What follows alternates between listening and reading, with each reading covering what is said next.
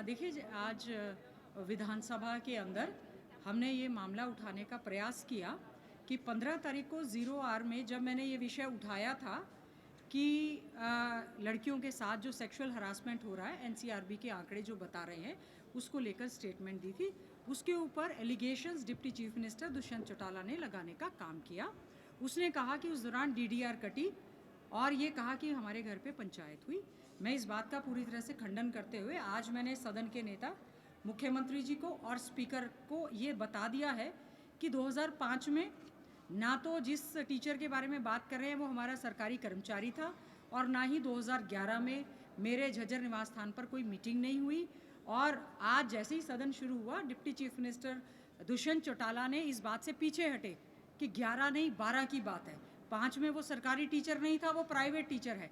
तो हम ये चाहते हैं कि इसकी कमेटी बनाकर इसकी जांच करवाई जाए, या हाईकोर्ट के सिटिंग जज से अगर इसकी जांच करवाई जा रही है तो हाउस का सेंस लेते हुए पूरी तरह से पॉइंट ऑफ रेफरेंस होना चाहिए। और विधानसभा अध्यक्ष महोदय ने जो मैंने कहा उसको तो एक्सपंज कर दिया, और जो झूठे एलिगेशंस दुष्यंत चौटाला ने मुझ पर लगाए उनको एक्सपंज नहीं किया। तो हम चाहते हैं स्पीकर साहब भी एक तरफा सरकार का साथ देते हुए नज़र ना आए, वो इस चीज़ पर पूरा ध्यान रखें।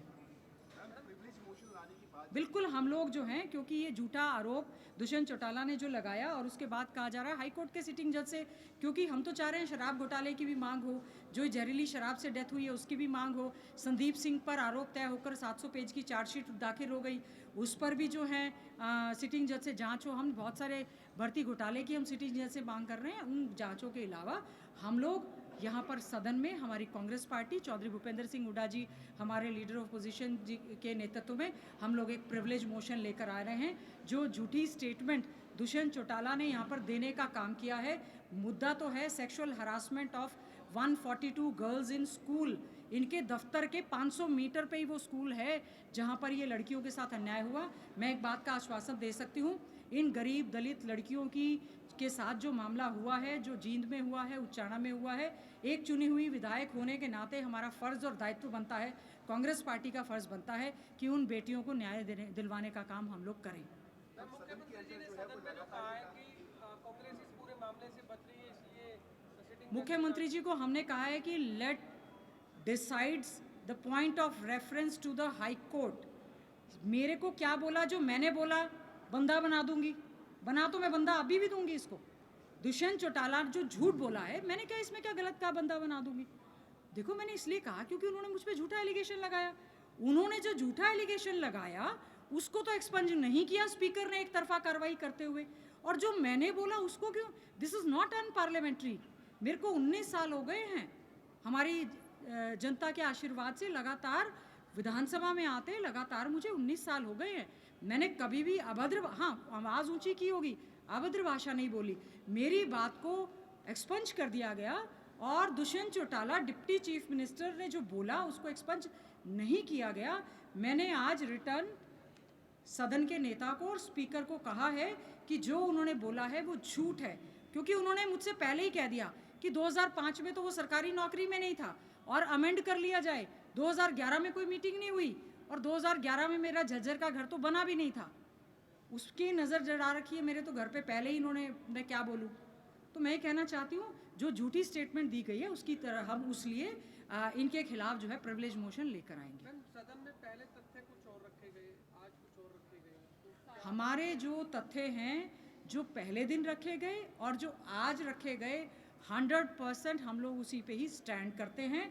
जो डिप्टी चीफ मिनिस्टर ने तथ्य रखे, स्वयं उन्होंने बदलने का प्रयास किया, और आगे तो और भी बदलेंगे, क्योंकि मुझे तो वहाँ की पंचायत ने एफिडेविट दे दिया, वहाँ की सरपंच ने खड़े होकर कह दिया, टाइम्स ऑफ इंडिया में इतना बड़ा इंटरव्यू छप गया, उन्होंने कह दिया कि मुझ पर दबाव बनाया जा रहा है।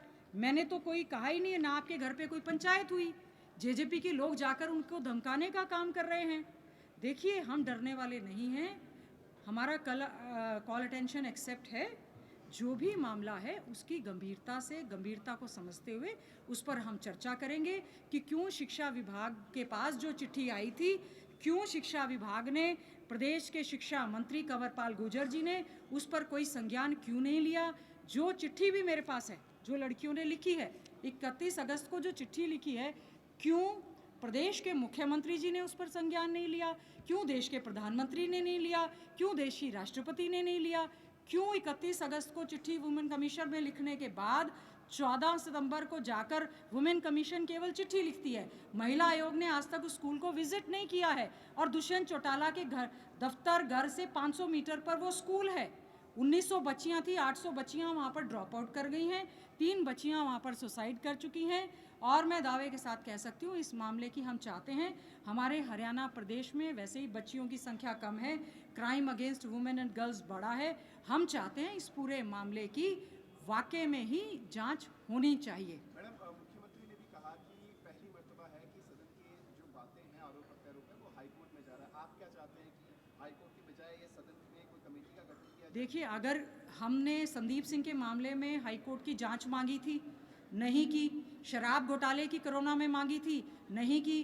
पेपर लीक की मांगी थी, नहीं की। आज हम जो शराब से डेथ हुई हैं उसकी भी हाईकोर्ट के जज से मांग करेंगे, तो ये उसकी भी कर दें, सभी चीज़ों की जांच कर दें। और हाईकोर्ट की अगर जांच करनी है या तो विधानसभा की कमेटी कर ले। High court is not over and above the Vidhan Sabha. यहाँ पर जो है हाईकोर्ट से करवानी है तो हाउस की सेंस लेते हुए पॉइंट ऑफ रेफरेंस जो है वो तय होकर हाईकोर्ट के जस्टिस से भी जांच करवा लें।